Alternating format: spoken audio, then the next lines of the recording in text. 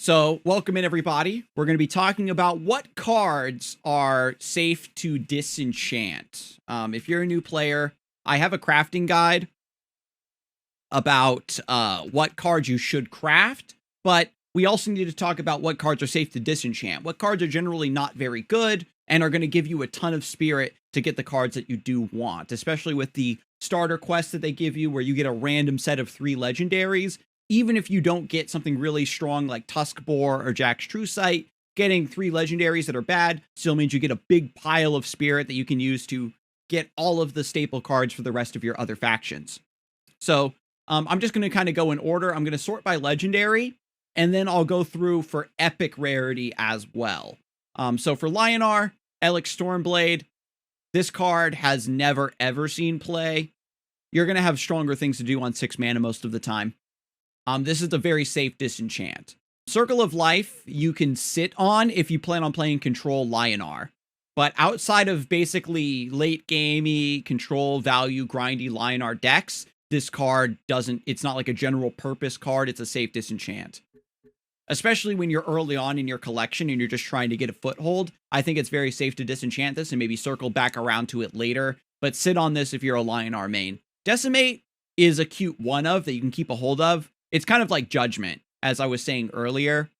This card will blow out your opponent sometimes and win you games, but for every game that it wins, there's going to be a game where your opponent's just death-balling on top of you and the Decimate's not going to help you. It's better off to just have Martyrdom or Lasting Judgment to just answer the individual threats that you can't reach regardless. Anything that is, if you want to answer multiple units, you have Holy Immolation instead, or just Tempest usually gets the job done. So Decimate's a very safe disenchant. Grandmaster's Ear's a disenchant. Songhai, Storm Kage is a very safe disenchant. Even in spell-based lists, this card doesn't see play. It's way too weak. So disenchant this right away. Spiral Technique, keep 1 copy if you like to play Spell Songhai and you're a bit insecure. Generally speaking, Spiral Technique is good in certain metagames where there's a lot of healing and you need the extra burst, but in mid-level Songhai spell play, you end up sort of outgrowing the Spiral Technique. You find your lethal lines and your combos more consistently that you don't need the 8 damage. But with that all being said, having a 1-of in your deck is like having Atrocity. It's just going to sometimes just win you games that you don't really have any business winning. Keep 1 copy, disenchant the rest. You don't need more than 1 Spiral Technique. 8 Gates, in the current state of Songhai, this is also a card that you only keep 1 copy of for like very, very flashy big combos. So you can disenchant down to 1 copy or all of these. It's very safe. Tuskbore, keep this. Once it gets nerfed, then just disenchant it. Vitruvian, Osirix is a very safe disenchant. Your general deals double damage is cute for like artifact combo, but it's rare that artifact combo actually even needs Osirix in order to get its burst lethals. If you're going all in on artifact combo, you're still only going to need 1 of these. And outside of slower, grindier Vitruvian decks, which aren't really in vogue right now, Amara Healer is sort of a safe disenchant.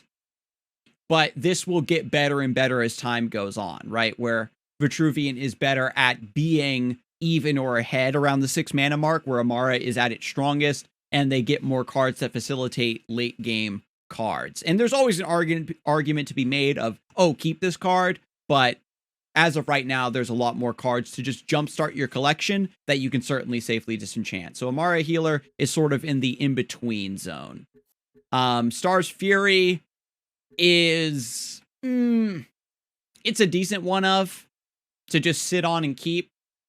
But Dervishes are kind of good enough without this card, but it's just icing on the cake if you want to run Dervishes. Time Maelstrom is a very easy free disenchant. For Abyssian, Spectral Revenant is a very, very strong card for Abyssian. You can sort of just run Shadow Nova as a late game win condition. That's a lot cheaper. But if you do get Spectral Revenant, you can build later game focused Abyssian decks that have this monstrous card. Vorpal Reaver, in comparison, is a little bit more of an easier case for disenchanting it. It's very, very strong with Darkfire Sacrifice, but then you're building a very specific type of unit-based rampy Abyssian deck, which doesn't really exist right now. Nether Summoning, outside of like the specific Mechazor deck that I'm using it, the player base is maybe coming around on this card being a little bit stronger than first glance, is a pretty safe disenchant, in my opinion. The strong Abyssian decks in the current metagame, especially when you're working on a budget, don't use Nether Summoning anyway, so this is also a great disenchant. Deathfire Crescendo is also a fine disenchant in my opinion. It's the good Swarm payoff card, but you've also got Soul Shatter Pact, which does a very similar thing, and that's a common that you can craft. So if you need Spirit, you can disenchant Deathfire Crescendo. If you want to be an Abyssian Swarm main, keep this card. For Magmar, Chrysalis Burst is a free disenchant. This is a very cute value card, but it's very win more, right? Just disenchant this. It's not very good. Bounded Life Force is a cheeky one-of to keep for like aggressive Magmar decks, especially Adamantite Claws or Twin Fangs based lists. But outside of your plans to play that archetype, this is a safe disenchant. Vindicator is very broken. Keep this card. Silithar Elder, you can maybe keep only 1 or 2 copies of this, but outside, again, of your intentions to play very greedy Magmar, you can disenchant this one very consistently and freely. Excuse me. Going over to Vanar, Ancient Grove doesn't really see a lot of play. You get to achieve similar results just with Lady Locke and the rest of everything Vanar has going on, so disenchant this. Keep an Aspect of the Mountain, in my opinion. This card is very, very strong, and it will only get better as time goes on. Voice of the Wind, I was saying in that last game that I didn't think it was very good, but we got a good taste of how this can snowball out of control. I think that the Swarmy Vanar decks get by without this card, like the current Solifid, Wall, Spammy, Lady Locke style decks do fine without it. But if you do have a copy, it just slot it in. It's icing on the cake. But if you don't plan on playing Vanar, or if you kind of already have that deck built and you want Spirit to build something else, you can disenchant Voice of the Wind very safely. Spirit of the Wild is also in the same boat.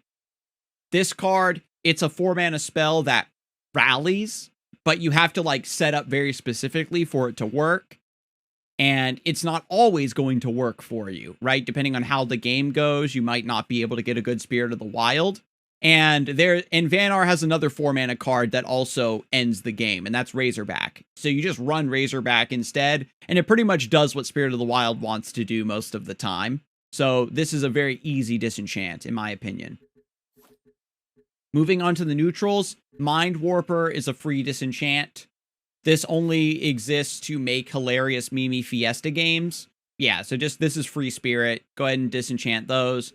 Spelljammer, you draw 1 fewer card at the end of the turn you play this card, and then your opponent gets to use their turn to respond to this card and still draw 2 cards. So at the end of the day, you're setting yourself up to get -1 every single time you play this card. So Spelljammer is a free disenchant. Sarlacc is a keep, just because it's core to Abyssian strategies, especially swarmier stuff, as they get more support for that archetype. So I would suggest sitting on this one because it's going to become better later on. This is also a neutral card, and it's rare, but there have been other factions that do use Sarlacc for specific swarmy purposes. Black Locust did get a buff. It is similarly snowbally when your opponent can't answer it, but again, it's an AoE check, and there's a lot of that in the game. Black Locust is going to be inconsistently good for you to use, so I would recommend disenchanting this if you do need the Spirit. Again, that's a pretty safe one as well. Keeper of the Veil is only good if you have 3 copies of it from my experience. I know that Crazed has been doing some pretty broken stuff with this card, so sit on it. It's going to become better and better in the future as it gets better targets to hit with this strong ability. Purgatos is, as much as I love this kid, it's a free disenchant. Astral Crusader is a meme. You can disenchant him. Chimera is a meme. Disenchant this. Zuriel the Life Giver is just powerful effect, but way too slow. Disenchant this. Pado, Very cool, flashy card, one of the sickest units in the game, but also a free disenchant. Rook and Pandora are also free disenchants. I want to put Eclipse in kind of an in-between phase. This card is good, but not as good as it first appears, so these are all great legendaries to disenchant. We move over to Epic Rarity. Start from Lionar. Aerial Rift is a disenchant. Lionheart Blessing is a disenchant. We don't need extra card draw in Lionar because of 2 draw. You're usually fine. Sunstone Templar, you can disenchant this as well. Allied minions having airdrop is cute, but it's counter to what Lionar wants to do because a lot of your good, solid minions have Zeal. So you want to summon them near your general anyway. Second Sun is a disenchant. Sit on your Sunrisers. They're going to get better and better as we get more healing support for this card. But Second Sun, you can disenchant. Moving over to Songhai. Celestial Phantom is a disenchant. This card seems like it could be a really strong idea. I think this card is probably stronger than we give it credit for. It's just that as a 1/5, it's going to get scooped up by natural selection. It's very easy for your opponent to trade just a 3-drop and their general into this to minimize its value. It can be pretty strong with Inner Focus to answer bigger targets, but then you've just got Onyx Bear Seal or Repulsor Beast to deal with stuff that you don't really care about. So this card just kind of obsoletes itself, so it's that you can disenchant this. Hamon Bladeseeker kind of comes and goes. Some players really like this card, some players don't. Scarlet Viper is a comparable 5-drop in my experience for just kind of threatening your opponent or just bursting them down using Inner Focus. So I think that this is a pretty safe disenchant. Mask of Shadows is a disenchant. You have to build a very specific deck around this card for it to be good. And even when you do, that deck is not very strong or consistent. So disenchant this if you want the spirit. Ancestral Divination, I think, is really only played in Mechazor Songhai, where you want to draw a ton of cards out of your deck and swarm and play like mech pieces down. But outside of like Zoo Songhai, this card isn't real. So this is a pretty safe disenchant. Moving on to Vitruvian. Fountain of Youth, I really like the concept of this card. Transforming a minion into a copy of itself, essentially a 0 mana, fully heal a unit or cleanses Dispel to basically reset the unit. It's going to be a dead card a lot of the time. And so this is a free disenchant. Aurora's Tears is a free disenchant unless you're very specifically wanting to play Artifact Vitruvian. Scion's Third Wish, kind of in a similar boat. Windstorm Obelisk is kind of fine as a one-of, but even in like Obelisk decks, you don't necessarily need this card. But it's a fine inclusion as like 1 or 2 copies in hard Dervish swarming decks. Sandhowler, I'm kind of still experimenting with this card. I think it's a lot stronger than we're giving it credit for, but this is also a safe disenchant. Same with Hexblade. It's only really good in Artifact Vitruvian. If you have 4 mana, you usually want to use Entropic Decay. This could be cheeky as a one-of in very, very controlling Vitruvian builds. So this is a pretty good disenchant in my experience. Going over to Abyssian, Rite of the Undervault is a disenchant. This card is a lot worse in Draw 2.